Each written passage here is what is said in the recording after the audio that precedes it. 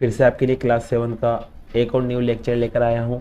जैसा कि आप सबको पता है कि क्लास 7 के 2 लेक्चर आ चुके हैं एक्सरसाइज 2.1 से रिलेटेड, जिसमें आपने क्वेश्चन नंबर 1 भी किया था, सेकंड भी किया था, थर्ड कंप्लीट कर लिया था और फोर्थ कंप्लीट कर लिया था। तो अब आगे के क्वेश्चन स्टार्ट करते हैं क्वेश्चन नंबर 5 से। तो क्वेश्चन नंबर 5 जो है ये आपको दिख रहा होगा। तो इसको स्टार्ट करने से पहले अगर आप चैनल पर नए हो या आपने चैनल को सब्सक्राइब नहीं किया तो प्लीज़ चैनल को ज़रूर सब्सक्राइब कर देना।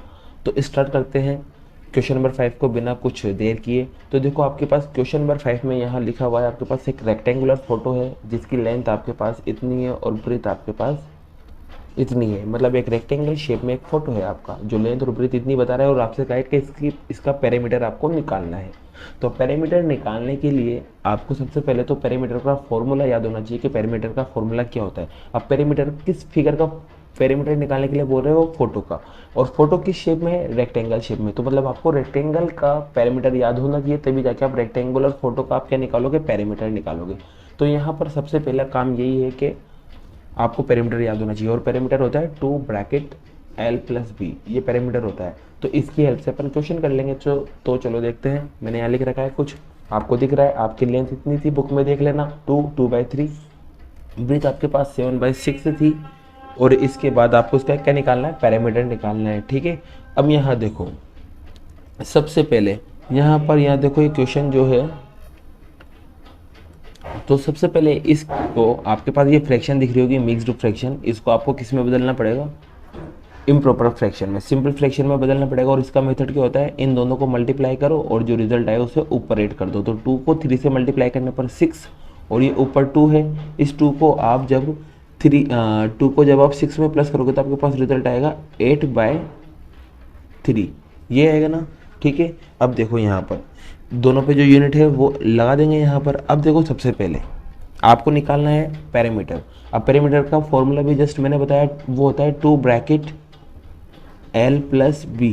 अभी ब्रैकेट का मतलब जैसे कोई बाहर नंबर है तो इसका मतलब है कि ये मल्टीप्लाई में है। अब यहाँ पर वैल्यू रखते हैं, देखो तो 2 की जगह 2, L कितना है? L ये रहा 8/3 और ब्रेथ कितना है? ब्रेथ 7/6। ठीक है। अब देखो इसको आपको सोल्व करना है। क्या करना है? इसको आपको सोल्व करना है। लेकिन ये अपोन में आ गया और अपोन में अपोन वाले नंबर्स को कैसे सोल्व करते हैं मैंने आपको लास्ट वीडियो में बताया था। अगर नहीं देखा हो तो ऊपर आई बटन है, उस पर जाके आप देख सकते हो टच करके कि कैसे अपोन वाले नंबर को सोल्व करते हैं। इसको सोल्व करने के लिए आपको यहाँ लेना पड़ेगा एलसीएम। क्या लेना पड़ेगा? एलसीएम। और एलसीएम हमेशा आता है नीचे वाले नंबर्स का। तो नीचे वाले नंबर एक तो 3 है और एक आपके पास 6 है, तो इनका आपको एलसीएम लेना पड़ेगा। और एलसीएम के लिए मैंने बता रखा है आपको कि ऐसी फिगर बनाओ सबसे पहले और जिसका एलसीएम लेना हो उसको यहाँ रखो। अब देखो यहाँ ये 2 की टेबल से पहले ये 2 की टेबल से आता है, तो 2 की टेबल से कट करेंगे सबसे पहले। कितनी टाइम आता है? 3 टाइम। ये 2 की टेबल में नहीं आता तो इसको 1 एज इट इज। अब इसके बाद ये दोनों 3 की टेबल में आते हैं, ये भी 1 टाइम आता है 3 की टेबल में और ये भी 1 टाइम आता है। जैसे यहाँ 1 बच जाता है तो एलसीएम आपका खत्म। इन दोनों को मल्टीप्लाई करके लिख लो। तो आपको इन दोनों को मल्टीप्लाई करना है किस किस को? 2 और 3 को। तो 2 और 3 को जब आप मल्टीप्लाई करोगे तो कितना मिलेगा आपके पास? 6। ये आपका एलसीएम है। अब यहाँ पर आपको क्या लिखना है? एलसीएम लिखना है। तो 2 तो एज इट इज और यहाँ अंदर ब्रैकेट में 3 और 6 की जगह जो एलसीएम मिला वो रखना है। अब इसके बाद करना क्या है? 3 की टेबल में 6 कितनी टाइम आता है? 3 1 जा 3, 3 2 जा 6, 2 टाइम पर आया ना। 2 टाइम पर जो 6 आया उसको 8 से मल्टीप्लाई कर लो। तो 2 को 8 से मल्टीप्लाई करेंगे तो आपके पास रिजल्ट आएगा 16, फिर प्लस कीजिएगा प्लस। 6 की टेबल में 6 आता है कितनी बार? 1 टाइम। 1 को 7 से मल्टीप्लाई करेंगे, 7 1 जा 7। अब इन दोनों को प्लस कर लेते हैं ऊपर वालों को, तो प्लस करो इन दोनों को। तो इन दोनों को प्लस करने पर आएगा आपके पास 23। ठीक है। और नीचे क्या चल रहा है? 6। अब देखो कट रहा हो तो कट कर दो। क्या 2 की टेबल में 6 आता है? क्योंकि ऊपर वाले से नीचे वाला कटता है। जब एक नंबर बन जाएगा या सिंगल नंबर बन जाएगा तो आपको कट करना पड़ेगा। क्या 2 से 6 कट जाता है? कट जाता है ना। कितनी बार कटता है? 2 3 जा 6। ठीक है। तो 2 की टेबल से 6 कट गया 3 टाइम, तो आपके पास बचा क्या? 23 और नीचे 6। और यूनिट क्या चल रही थी इनके ऊपर? देखो यूनिट क्या चल रही थी? इंच। तो यहाँ पर लगा देंगे अपन इंच। ये आपका क्या आ गया? आंसर आ गया। Okay, clear. अब देखो एक और नेक्स्ट क्वेश्चन देखते हैं। क्वेश्चन नंबर आपके पास 6 क्या है? 6 में आपके पास लिखा हुआ है Sheela took 3/5 are in whitewashing a shop and Neela complete whitewashing of a shop similar shop in 3/5/7 are who take more time and how much. देखो तो आपके पास वाइट वॉशिंग मतलब होता है जैसे वो सफ़ेदी करते हैं ना, उसको बोलते हैं वाइट वॉशिंग, जैसे कि कलर करना एक तरह से। तो यहाँ पर आपके पास शीला जो है वो इतना टाइम लेती है किसी शॉप को कलर करने पर, और नीला इतना टाइम लेती है किसी शॉप को कलर करने पर। अब उसने कहा है कि किसने ज़्यादा टाइम लिया, मतलब आपको यहाँ कंपेयर करना है कि कौन बड़ा है, ये बड़ा है कि ये बड़ा है। तो इन दोनों को आपको चेक करना है कि कौन बड़ा है कौन नहीं बड़ा है। इसको मैंने आपको अच्छे से समझा रखा है कि इसको कैसे करते हैं कि कौन बड़ा है कौन नहीं बड़ा। तो सबसे पहले अगर आपने नहीं कर रखा हो, नहीं याद हो आपको कि इनको कैसे चेक करना है, तो मैंने इसके लिए भी वीडियो डाल रखा है 7th क्लास का 2.1 एक्सरसाइज का, आप जाके देख सकते हो। तो सबसे पहले इस क्वेश्चन को लिखते हैं, और ये क्वेश्चन आपके पास मैंने लिख दिया। यहाँ पर आपके पास लिखा हुआ है शीला ने इतना टाइम लिया और नीला ने इतना टाइम लिया। अब कुछ भी नहीं करना, सबसे पहले तो इसको सिंपल बनाना है। तो सिंपल बनाने के लिए 5 को 3 से मल्टीप्लाई करेंगे, कितना आएगा 15, और 15 में आप 3 ऐड करोगे, तो 15 में जैसे आप 3 ऐड करोगे तो आपके पास रिजल्ट आएगा 18/5। क्लियर। आगे गए अपन, आगे फिर से इन दोनों को मल्टीप्लाई करेंगे, और मल्टीप्लाई करने पर कितना आएगा भाई आपके पास 21। 21 को आप किससे मल्टीप्लाई करोगे, 21 पहले 21 हो गया, 21 में किसको ऐड करोगे 5 को, तो रिजल्ट आएगा आपके पास 26/7। ये दोनों का टाइम आ गया। अब आपको यहाँ कंपेयर करना है, तो कंपेयर करना है आपको, तो कंपेयर करने के लिए मैंने बता रखा था कि इसको कैसे किया जाए। तो सबसे पहले आप इनका क्या लोगे, एलसीएम लोगे। क्या लोगे, एलसीएम। और एलसीएम हमेशा डिनोमिनेटर का आता है, तो 5 एंड 7 का अपन ने लिया क्या, एलसीएम। तो एलसीएम लेंगे, और एलसीएम के लिए मैंने तुम्हें बता रखा है कि सबसे पहले ऐसी फिगर बनाओ और वहाँ पर जिसका आप एलसीएम ले रहे हो उसको रख दो। अब भाई यहाँ पर ये 5 से कट होगा और किसी से तो कट हो ही नहीं सकता, और 7 5 के डबल में नहीं आता, तो एज इट इज़। फिर देखो 7 से ये 7 1 टाइम कट हो जाएगा, लेकिन ये 1 पहले से बना हुआ है, ये एज इट इज़। जैसे यहाँ सारे के सारे 1 बन जाए तो इन दोनों को मल्टीप्लाई कर लो, वही आपका क्या कहलाएगा, एलसीएम कहलाएगा। तो एलसीएम कितना मिला आपका 35। क्लियर। अब जब एलसीएम आपका 35 मिल गया तो आपको कुछ नहीं करना, ये जो आपके नंबर था, एक तो 18/5 था और एक आपके पास था 26/7, इनको मल्टीप्लाई करो, और मल्टीप्लाई करके आपको रिजल्ट इस तरह लाना है कि आपका डिनोमिनेटर कितना बन जाए जो एलसीएम आया। एलसीएम कितना आया 35 सॉरी, तो 35 बनाना है। अब मेरे को बताओ 5 को किससे मल्टीप्लाई करूँ कि 35 बन जाए, बता सकते हो।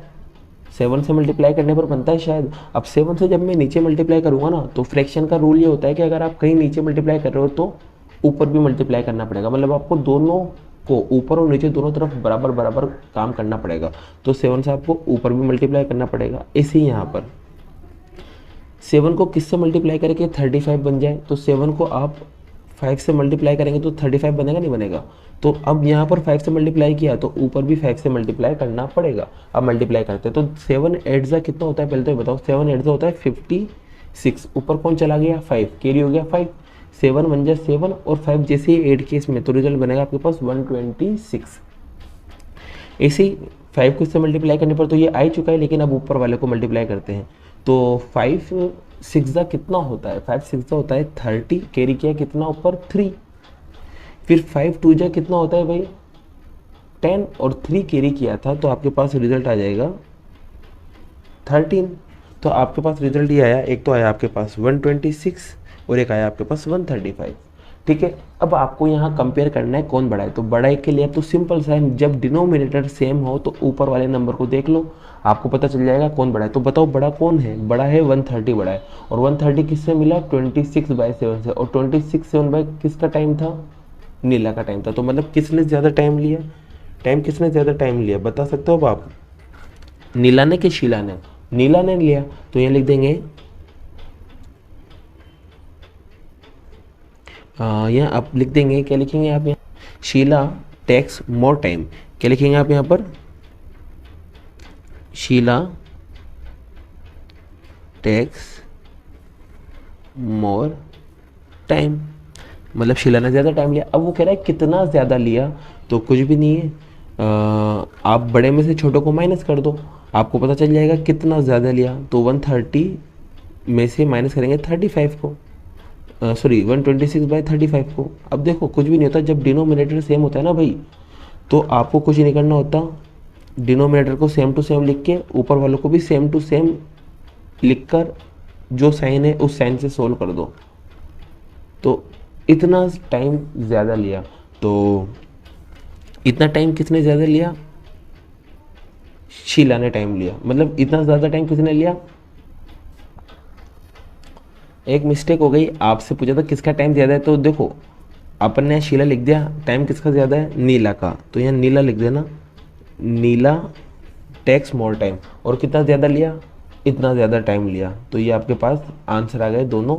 ठीक है, अब देखो एक और क्वेश्चन देख लेते हैं लास्ट, फिर उसके बाद बाकी कल देखेंगे। अब देखो यहाँ पर आपके पास लिखा हुआ है distributing the cake among Reena, Tina and Meena. ये केक डिस्ट्रीब्यूट किया गया है ना। रीना को इतना दिया गया है, टीना को इतना दिया गया है, और मीना को क्या दिया गया है? जो बचा हुआ है वो दिया गया है। तो एक केक है, उसको डिस्ट्रीब्यूट किया गया है 3 बंदों में, एक रीना था, एक टीना था, एक मीना था। ठीक है, अब इसके बाद टीना का पता चल गया आपको, मीना का पता चल गया, बाकी जो बचा हुआ है वो मीना के पास जाएगा। तो देखते हैं, देखा क्या है यहाँ पर, लिख लेते हैं पहले इसको। और आपके पास ये क्वेश्चन लिखा हुआ है केक टोटल कितना था? 1 था। रीना के पास जो केक गया, रीना के पास जो केक गया वो आपके पास, रीना का केक जो है भाई वो कितना है देखना। तो एक बार रीना को डिस्ट्रीब्यूट हुआ 2/5, है ना। ऐसे ही पार्ट ऑफ केक ऑफ टीना, टीना के पास कितना केक गया वो लिखा हुआ है आपके पास 1/3। ठीक है, ऐसे ही आपके पास अब वो कह रहा है कि मीना के पास कितना केक गया, तो part of cake of Meena, इसके पास कितना गया वो आपको क्या करना है? निकालना है। तो एक बात बताइए मुझे, आपके पास पूरा केक कितना है? टीना के पास इतना चला गया, मीना के पास इतना चला गया, तो बाकी बचा हुआ ही मीना के पास रहेगा ना। रीना और टीना के पास जो चला गया उसमें से जो बचा रह गया वो मीना के पास बचा हुआ है। तो क्या करते हैं, इस पूरे में से 1 केक में से इसका और इसका क्या कर देते हैं? माइनस कर देते हैं। तो बचा हुआ किसका मिलेगा? मीना का केक मिलेगा, नहीं मिलेगा? तो देखो यहाँ पर अपन लिख लेते हैं मीनास केक पार्ट। मीना के केक का जो पार्ट है भाई वो कैसे निकालेंगे? इस पूरे में से इन दोनों को माइनस कर देंगे आप, 2/5 और 1/3 को कैसे करके? प्लस करके माइनस कर देंगे। ठीक है, तो प्लस करके यहाँ पर मैं इसको माइनस कर दूंगा, रिजल्ट आपके सामने आ जाएगा। अब देखो यहाँ पर वापस से एलसीएम लेना पड़ेगा सबसे पहले मुझे ब्रैकेट का। तो एलसीएम ऑफ 5 एंड 3, तो इसका एलसीएम कितना आएगा भाई? 15 आएगा। अब देखो यहाँ पर आप एलसीएम लिखेंगे, कितना आएगा? 15। ये लो मैंने एलसीएम लिख दिया 15। अब देखो 5 की टेबल में 15 कितनी टाइम आता है? 5 की टेबल में 15 3 टाइम, और 3 को 2 से मल्टीप्लाई करेंगे 6, प्लस किएगा प्लस। 3 की टेबल में 15 कितनी टाइम आता है भाई? 3 की टेबल में 15 5 टाइम, 5 को 1 से मल्टीप्लाई करेंगे तो 5 बन जाए 5, और यहाँ पर 1 माइनस जब आप इसको ऐड करोगे तो 11, और नीचे क्या चल रहा है आपके पास? 15। अब इसको इसमें से माइनस कर देंगे तो वापस से इसके डिनोमिनेटर में कुछ भी नहीं है। आप जानते हो जिसके डिनोमिनेटर में कुछ नहीं होता वहाँ क्या होता है? 1 होता है। अब फिर से मैं क्या करूँगा? एलसीएम लूँगा। तो एलसीएम लूँगा अब मैं किसका? एलसीएम ऑफ 1 एंड 15 का। तो 1 और 15 का देखो ध्यान रखना, 1 के साथ जो भी नंबर हो एलसीएम वही आता है। तो 1 और 15 का एलसीएम कितना आएगा आपके पास? 15। अब इसके बाद यहाँ क्या लिखेंगे अपन? 15 लिख लेंगे। 1 की टेबल में 15 आता है 15 टाइम, और 15 को 1 से मल्टीप्लाई करेंगे तो 15, माइनस 15 की टेबल में 15 आता है 1 टाइम, और 1 को 11 से मल्टीप्लाई करेंगे तो 11। तो आपके पास रिजल्ट आएगा 4/15। तो ये आपके पास पता चल गया कि मीना के पास कितना केक था। तो मीना के पास इतना केक था। तो